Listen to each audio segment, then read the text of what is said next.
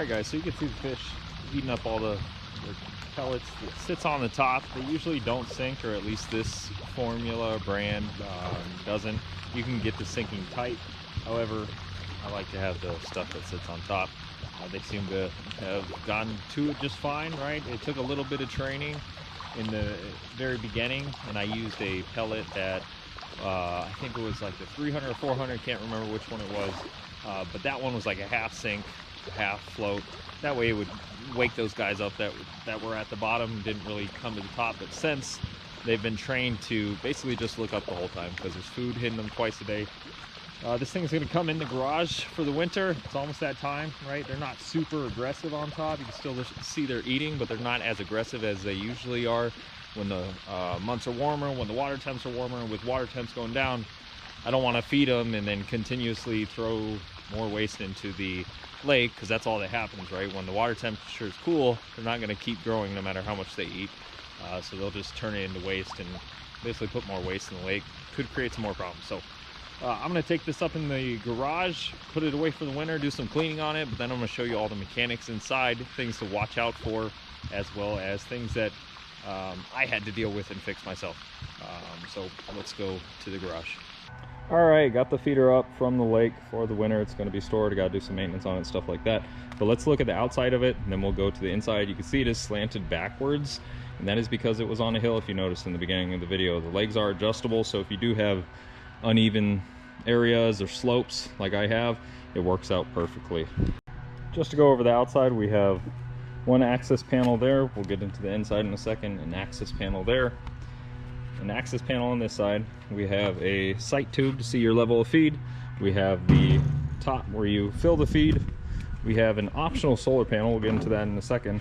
And then we also have where the food shoots out. Now it is a little dirty, but it's been outside for months and months and months, and that is dirty as it gets. It's a actually rather clean unit. Now let's go over the solar panel. This is optional. It doesn't come with the unit. You can buy it, add it to it, and I think it works out great. I had a full battery the entire time. It was soaking up the sun, recharging the battery every day. The one critique I have on the outside of the unit is that where they want these two bolts is actually right here. Now I just put duct tape over it so no moisture could get in, but I moved it over here. The reason being, or the reason why I moved it over there, is that when this piece sits right here, the feeder actually hits the bottom of it. So it was hitting the bottom of this, dropping food right at the ground before it even got to the water. So it was wasting a little bit of food. It's very easy to just move it over. You just drill a couple holes and then put the bolts in. Not too big of a complaint, but maybe it's a manufacturing thing that could be worked on in the future. But the solar panel works great. I think it was like 15 or 20 bucks. Now this isn't a critique of the unit, but something to point out on the outside. Every opening that you have, all the panels have, or all the doors have latches. You can put a lock on these latches. However, the metal is very thin. So if you live in an area or have this in an area where someone potentially wants to vandalize it or get in it or whatever it is, what they can do is, instead of breaking the lock, they can twist the lock, it'll break the metal, and then they can get in. And that's what happened here. And here someone wanted in. Luckily the metal bent to a way to where it was basically pinned shut, so it worked out for me because I found it the next day after someone tried to do it. But they're not made for public lands or lands where people are going to be vandalizing, right? These are usually for private lands. Most people have private ponds. They put these on there. Most people aren't taking care of a community pond where a lot of people go to and they use a feeder. I am one of those people, however. So I do have some people that apparently didn't like it and wanted in it for whatever reason. So what I'm going to do this winter is I'm actually going to take these off and put heavier duty latches in there so I can avoid this. But that's just one thing to point out. It's not a critique. These aren't made for security. They're just made for usually private lands where you don't need that type of security. All right, let's go over the inside real quick. At the back panel, you have access to where your controls are. This piece does come with the unit. You can set the hour or the time. You can set the runtime. Runtime range is anywhere between 1 second and 30 seconds. To give you context, what you saw on the feeding video in the very beginning of this was, I believe, 2 or 3 seconds of food. So 30 seconds would be pumping out a ton of food. That would probably cause some issues in your pond if you kept doing that. You can do a test. We'll do a test real quick. So runtime is only 1 second. Let that go off real quick.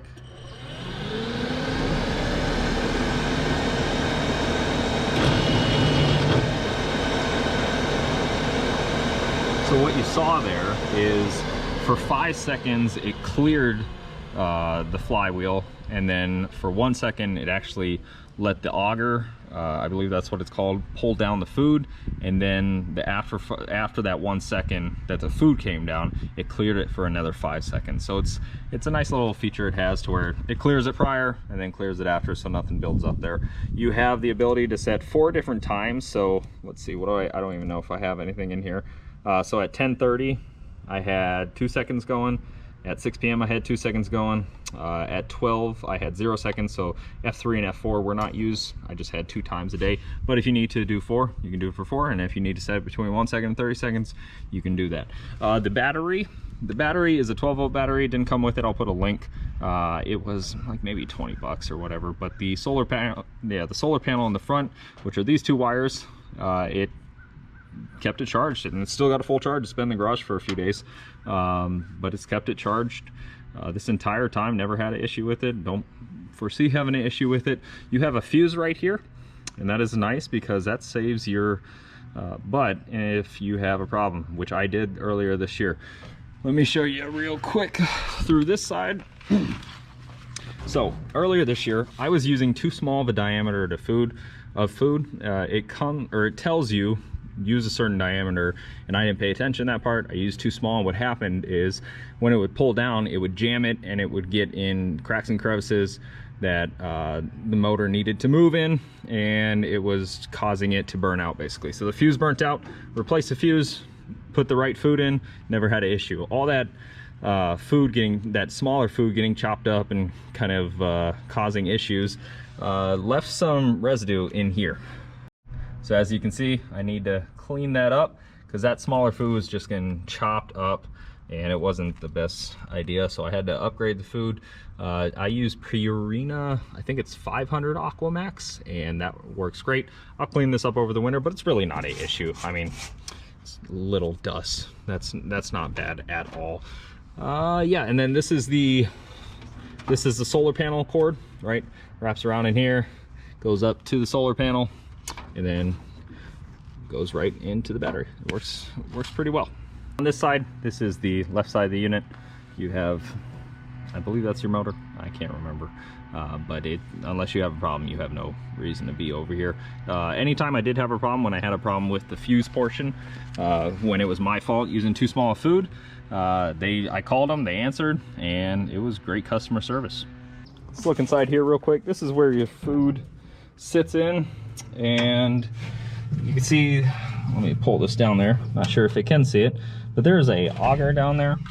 I believe that's what it's called, but it just pulls the food, and when it's too small of food in there, that's what will jam it up, cause it to essentially burn itself out, and the fuse will go. But very, very simple unit, you guys. Now the reason I purchased this unit over other ones, like let's say the gold standard Texas Hunter, right? Texas Hunter usually runs 1,000 plus. This ran me, I believe after everything, all the parts and stuff, was 550, something like that. I'll double check, put the links to all the stuff that I bought below. You can add it up on Amazon. Maybe prices have changed since. I think I bought it in March or April, can't remember. But all in all, it was half the price of Texas Hunter, and that's why I went with it. But it performed as I've seen Texas Hunters perform, all the same. So, I mean, would it be nice to have Texas Hunter? Of course, I would love it. I just unfortunately don't have the coin for that type of thing.